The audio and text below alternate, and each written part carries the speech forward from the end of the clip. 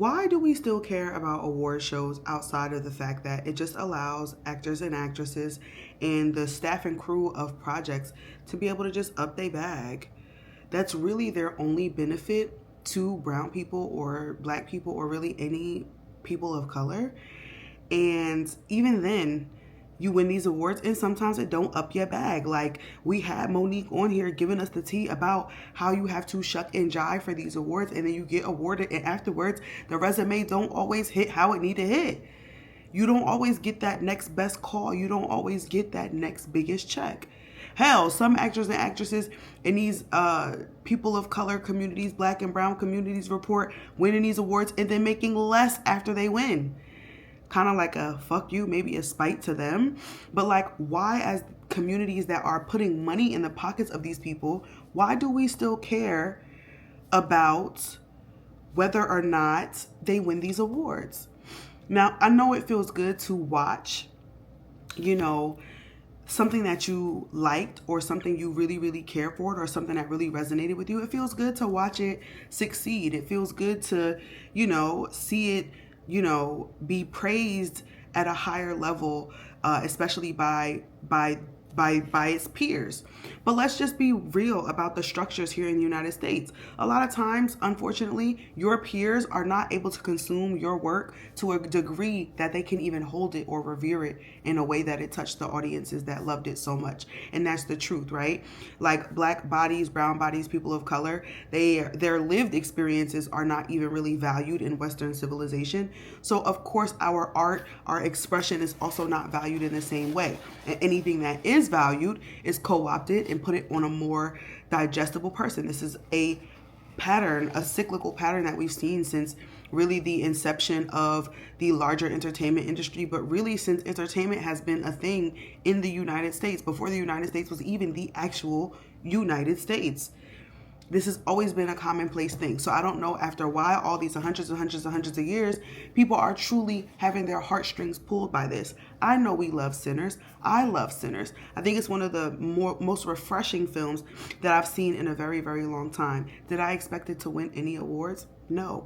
Am I happy if it does, because it might increase access, opportunity, and pay for some of the people that worked on the film? For sure.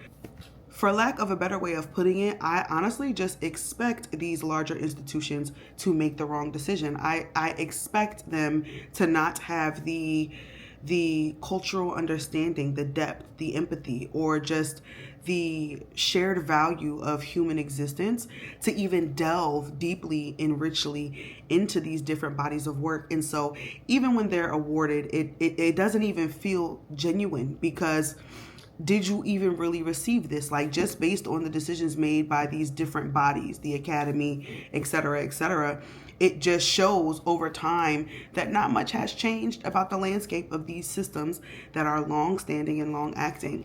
And I think it's okay for us to remove our proverbial energy from constantly feeding those things with our outrage, right? Putting eyes on those things with our outrage, when really the power is in the people, right? Whether Sinners gets a bunch of awards or it doesn't get a bunch of awards, it still made millions of dollars. It's still quadrupled how much the movie was made for. We still know on the back end that Ryan Coogler cut an unimaginable deal as a black man in Hollywood and will get the rights back to that film in 25 years. And we know that this has just pushed Ryan Coogler and Michael B. Jordan alike, as well as the rest of their castmates, further into the spotlight as favorites that we like to see on screen. And while a lot of these gatekeepers and a lot of the studios of old are still holding on to the ways of old, there are some places that are trying to move forward into the future and really cater to what the audiences are asking for. So I hope that we get to see some of our faves on screen a bunch more times. And so I think that the award shows are good for what they can do for these actors and actresses, but I don't think that should be the end all be all. I think that we should be proud as a community of people, a diverse community of people, that we went out and were able to support a small original screenplay like that. I think it's important that all of the records that they broke, even without the awards, were broken. I think it adds a rich value to how much caring about the craft of what you are doing, the passion you have behind it, can truly build a cult-like following that can enjoy and immerse themselves in the experience in a really new, different, and interesting way. I think Ryan Coogler is a revolutionary of his time. I think we will look back on him with such different eyes because right now we are absorbing him in real time. And so this is just an example. We can go back to these award shows every single season. Back when they did the thing with Moonlight and accidentally announced the wrong winner, and they had to kick everybody off stage and just took away from their moment. And it's just always something, right? It can never be respectful. It can never be graceful. There can never be true reverence and regard for the storytelling of people that they don't relate to, that they don't empathize with. And that speaks more to them in these institutions, in these systems, than it does about the works of art that we have truly, truly grown to enjoy. And so I say all of this to say, continue to enjoy the content that you enjoy. Continue to show up, put your money where your mouth is, support the things that you love, because at the end of the day, the check cleared. Whether they win the award or not, the check cleared. The money is deposited. Okay? With the success, they can ask for a bigger bag next time. So, I think that it does hurt. We're going to leave space for your feelings being hurt and hoping, again, that the larger society would recognize and validate and empathize with the storytelling of the more fringe parts or minority parts of our society. But unfortunately, the truth is the truth, and these long-standing systems are always going to be exactly who they're going to be. But so are we, the audience. We are going to be who we are going to be. And there is this spirit of yearning for community, yearning for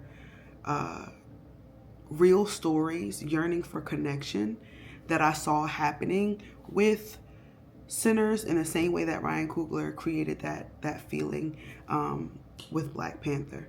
And I genuinely believe that this is only the beginning for all of the parties that were involved in Sinners, from the music and composition to the beautiful lighting, all the way down to the costumes and the makeup. I think that this was just such a thoughtful depiction of storytelling, of meshing of not only different cultures, but different viewpoints, perspectives, spiritual lenses. It was a masterclass in film and in writing, and that will stand the test of time, right? Good Kid, Mad City is still one of the greatest albums to be released in the last 50 years of hip hop. And it lost to Macklemore, I believe, that year. And then they had to come back and award one of his most lackluster songs just to make up. Like, it's this constant game of, like, it feels like them clearly making the wrong decision and having to, like, clean up for it afterwards by, I guess, honoring things that people don't even really connect with that much.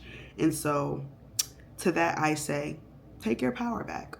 Remember, the check is going to clear regardless, and I know that them not winning those awards probably doesn't feel the greatest, but them coming online and hearing how much their storytelling, their effort, them showing up every day regardless of how they felt or what was going on in their own lives, that truly resonated with us.